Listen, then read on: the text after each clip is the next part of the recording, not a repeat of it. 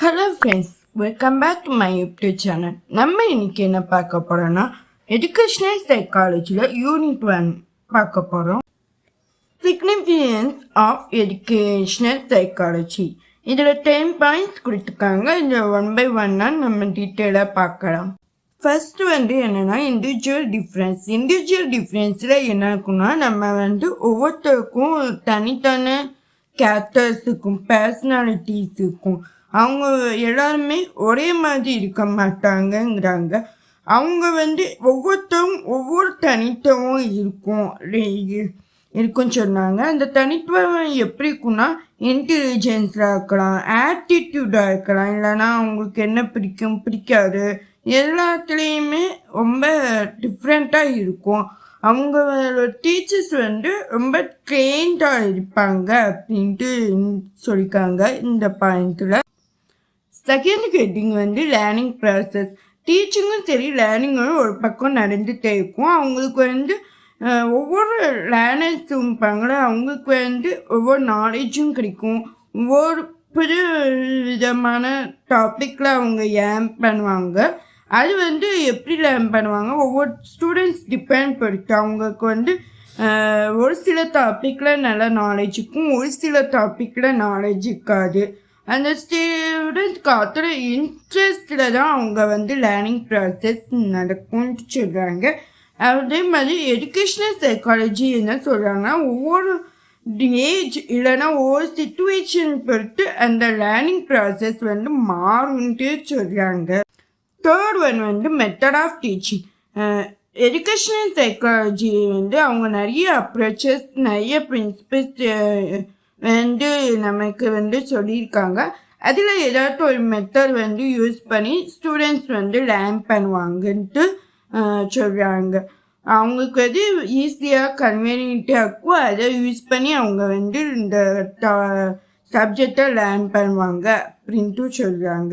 Curriculum டெவலப்மெண்ட்டில் என்ன நடக்கும்னா நமக்கு நிறைய சப்ஜெக்ட் இல்லைன்னா ஆக்டிவிட்டீஸ் ப்ரொவைட் பண்ணுவாங்க. அதை ஸ்டூடெண்ட்ஸ் அவங்களோட கேரக்டரிஸ்டிக் சொசைட்டிக்கு ஏற்ப அவங்க அதை லேர்ன் பண்ணி அவங்க அதை டெவலப் பண்ணிப்பாங்க.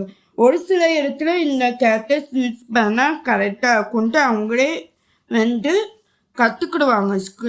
ஸ்கூல்லையோ காலேஜ்லேயோ இந்த கற்றுக்கிட்டு அதுக்கேற்ற அந்த சொசைட்டிக்கு ஏற்ப அவங்க நடந்துக்குவாங்க. Guidance of the students. Next heading. இதில் நம்ம ஸ்டூடெண்ட்ஸ்க்கு கண்டிப்பாக ஒரு கைடன்ஸ் கொடுத்துட்டே இருக்கணும். அவங்களுக்கு எப்படி நம்ம லேர்ன் பண்ணணும், எந்த மாதிரி நம்ம லேர்னிங் ஆர்கனைஸ் பண்ணி அதை நம்ம படிக்கணும், இது அவங்களுக்கு சூட்டபிளாக இருக்கும்ன்ட்டு எல்லாமே நம்ம பொறுத்து அவங்களுக்கு கைடன்ஸ் கொடுத்துட்டே இருக்கும். அப்புறம் தான் அவங்க லேர்ன் பண்ணுவாங்க, இல்லைன்னா லேர்ன் பண்ண மாட்டாங்க.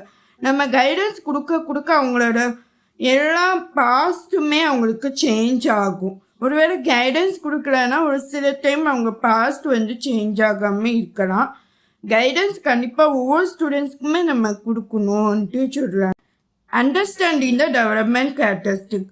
இல்லை என்ன சொல்கிறாங்கன்னா நம்ம ஸ்டூடெண்ட்ஸோட கேரக்டர்ஸ் நம்ம கரெக்டாக அண்டர்ஸ்டாண்ட் பண்ணிக்கணுங்கிறாங்க. ஏன்னா அவங்க ஒவ்வொரு டைமும் ஒவ்வொரு ஸ்டேஜில் இருக்கும்போது ஒவ்வொரு கேரக்டர்ஸ் அவங்க டெவலப் பண்ணிப்பாங்க. இன்ஃபென்சியில் ஒரு கேரக்டர்ஸ் அவங்க டெவலப் பண்ணிக்கலாம், இல்லைன்னா சைல்ட்ஹுட்டில், இல்லைன்னா அடலன்ஸில். இப்படி ஒவ்வொரு டைமும் ஒவ்வொரு ஸ்டேஜில் அவங்க கேரக்டர் டெவலப் பண்ணிட்டு இருப்பாங்க. அவங்களோட கேரக்டர் நம்ம புரிஞ்சுக்கிட்டு அதுக்கு தகுந்த மாதிரி நம்ம எஜுகேஷன் அவங்களுக்கு கொடுக்கணும். Measurements of learning outcome. இதில் என்ன சொல்கிறாங்க, இது ஈசென்ட்டில் ரொம்ப ரெஸ்பெக்ட்ஃபுல்லான ஒரு இதாக இருக்குன்ட்டு சொல்கிறாங்க. அவங்க நம்ம ஒவ்வொரு டைமும் ஒவ்வொரு டெஸ்ட் வைக்கணும். இப்போ நம்ம ஹாஃப்லி எக்ஸாம் டெஸ்ட் அந்த மாதிரி வைக்கணும். இல்லை அது ஏன் வைக்கிறோம், நம்ம அவங்க டெஸ்ட்டு வச்சாதான் அவங்களுக்கு தெரியும் நம்மளோட கான்செப்ட் அவங்களுக்கு எப்படி புரிஞ்சுக்கு. ஏன்னா அது மூலமாக நம்ம அவங்களோட அவுட்கம்மை தெரிஞ்சுக்கலாம். ஓகே, நம்மளோட டீச்சிங் பெர்ஃபெக்டாக போகுது, இவங்க நல்லா ஸ்கோர் பண்ணிக்காங்கன்னா நல்லா பெர்ஃபெக்டாக போகுதுன்ட்டு நம்ம ஒரு மெஷர்மெண்ட் எடுத்துக்கலாம். இல்லை இன்கேஸ் நம்மளோட டீச்சிங் பெர்ஃபெக்டாக இல்லைன்னா அதுக்கு தகுந்த மாதிரி நம்ம டீச்சிங் ஸ்கில்ஸை மாற்றிக்கலாம். அதனால் லேர்னர்ஸ்க்கு எப்போதுமே நம்ம டெஸ்ட் வந்து வச்சுட்டே இருந்தால் தான் நம்மளால ஸ்கில்ஸ் வந்து மாற்றணுமா இல்லை அதே மூலமாக நம்ம பண்ணலாமான்ட்டு தெரியும். Use of audio and visual aids. இது வந்து கண்டிப்பாக ஸ்டூடெண்ட்ஸ்க்கு வந்து ரொம்ப லாங் பீரியடாக மெமரி இருக்கும். ஏன்னா நம்ம லாஸ்ட் 10 மினிட்ஸில் இந்த ஆடியோ இல்லைன்னா விஷுவல் எய்ட்ஸ்லாம் நம்ம காமிச்சு அவங்களுக்கு புரிய வச்சோன்னா அந்த டாபிக் அவங்க ஈஸியாக லேர்ன் பண்ணிக்குவாங்க. அண்ட் ஒரு டிஃபிகல்ட் டாப்பிக்காக இருந்தாலுமே அவங்க வந்து கஷ்டப்படாமல் புரிஞ்சுக்கிட்டு லேர்ன் பண்ணுவாங்க. அது ரொம்ப ஈஸியாகவும் இருக்கும் அவங்களுக்கு சொல்லுவாங்க.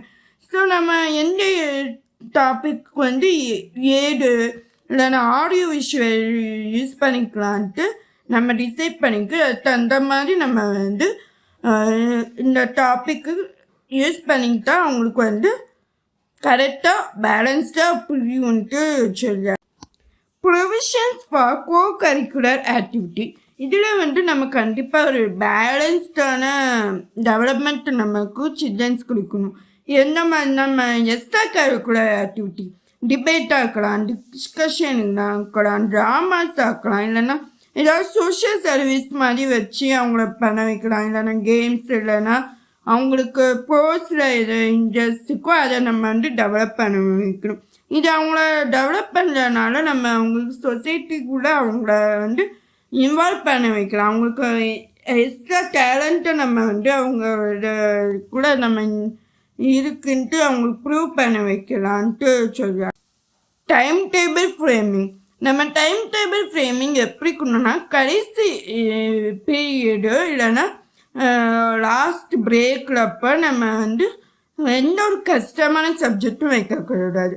ஃபார் எக்ஸாம்பிள் மேத்ஸ் அந்த டைமில் வச்சிங்கன்னா பிள்ளைங்க வந்து ரொம்ப கஷ்டப்படுவாங்க.